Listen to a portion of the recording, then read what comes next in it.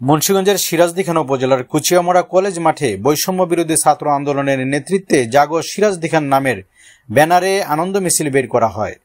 বুধবার সকাল 11টায় বৈষম্য বিরোধী ছাত্র আন্দোলনের মিছিলে অ্যাডভোকেট মারুফ হাসান মন্টির সঞ্চালনায় স্বাগত বক্তব্য প্রদান করেন বিক্রমপুর ডিগ্রি কলেজের উপ অধ্যক্ষ আব্দুল জলিল, ইসলামপুর কামিল মাদ্রাসার প্রভাষক মাওলানা ফখরুদ্দিন রাজি।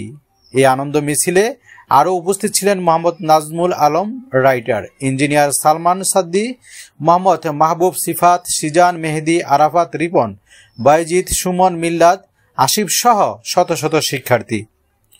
সকলে দাবি করে বলেন, আগামীতে একটি বৈষম্যহীন, শোষণমুক্ত, সন্ত্রাসমুক্ত রাষ্ট্র প্রতিষ্ঠা করতে হবে। স্বৈরাচার সরকার পতন আন্দোলনে যারা শহীদ হয়েছেন তাদের মাগফিরাত কামনা করা হয়। সবাইকে সংখ্যালঘুর পাশে থাকার আহ্বান জানিয়েছেন।